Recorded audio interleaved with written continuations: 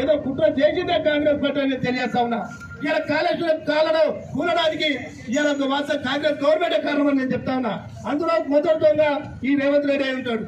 మరి అలాంటప్పుడు నీళ్లు కూడా అన్ని చెరువులకు వస్తున్నాయంటే వాస్తవంగా మన ఆత్మకూరు వీర చెరువు చూసుకున్నప్పుడు నడి ఎండాకాలంలో కాళేశ్వరం కేసీఆర్ నీళ్ళు వెళ్తే మా వీర చెరువు నిండేది.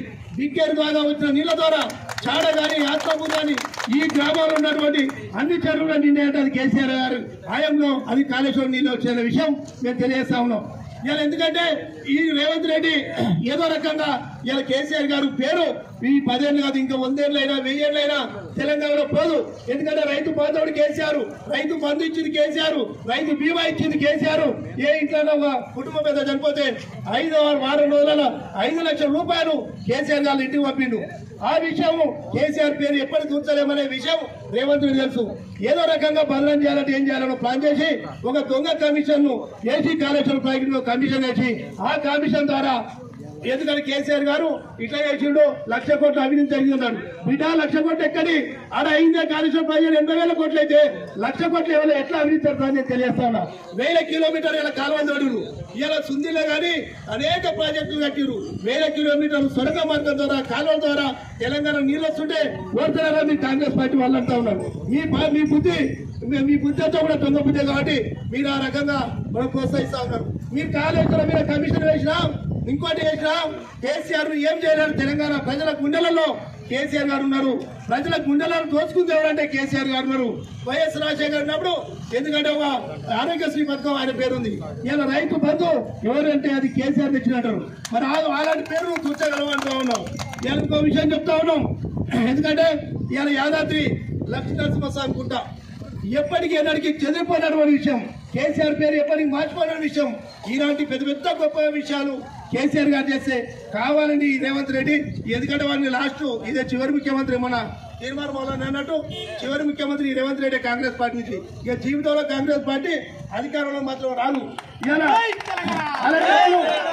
24 గంటలు కరెంటు మరి రేవంత్ రెడ్డి ఇచ్చిండు. ఏ రైతు కూడా బావులకరమైన రోజులు లేవు. ఏ రైతు కూడా పోయి కట్టేసేస్తే తెల్లారు పోయి కట్ట పని చేస్తున్న రోజులు పోయినాయి. ఇలా కరెంటు కాడ కష్టాలు వచ్చాయి. రైతులు ఇలా చూస్తే 1000 మంది వాళ్ళు నిలబడలేక సొమచి కింద పడిపోతుంటే చెప్పులు లైన్లో పెడతా ఉన్నారు. నీ కళ్ళకు కనిపిస్తలేవా రేవంత్ రెడ్డి అంటా ఉన్నాం. ఎందుకంటే నీ కళ్ళకు మరి పొరలెక్కినాయా నీకు ఏమొచ్చాయని అడతా ఉన్నా.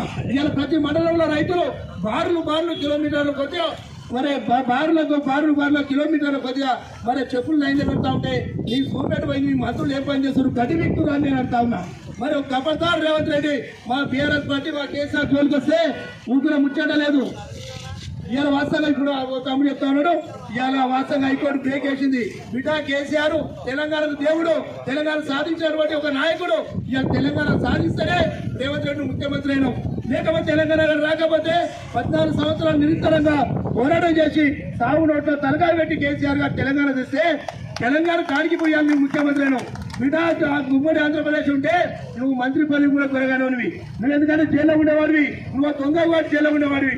నువ్వు ముఖ్యమంత్రి అయ్యేవాడివా ఒకసారి గుండె మీద చేస్తాను చెప్తా ఉన్నావు.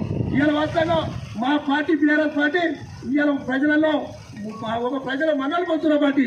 ఇవాళ మా కవిత కూడా మరి మా లేనిపోయిన మాటలు ఎక్కించి ఆవిడ చెప్తా ఉన్నారు. మరి ఇప్పుడు ఈ సందర్భంగా కూడా ధర్మ సందర్భంగా చెప్తా ఉన్నాం.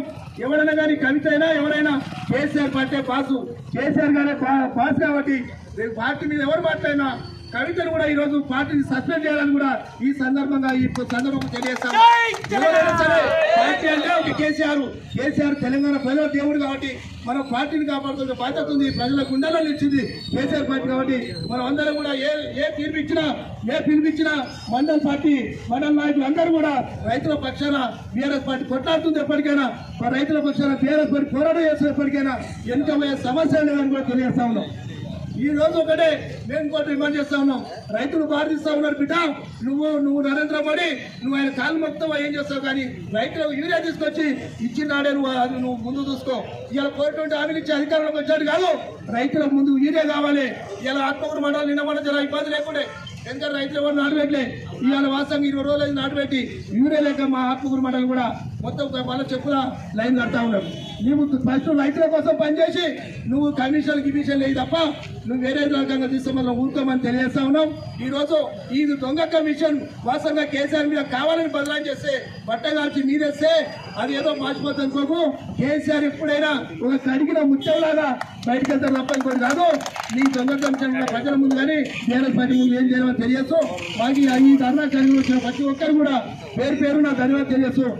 జై తెలంగాణ, జై తెలంగాణ.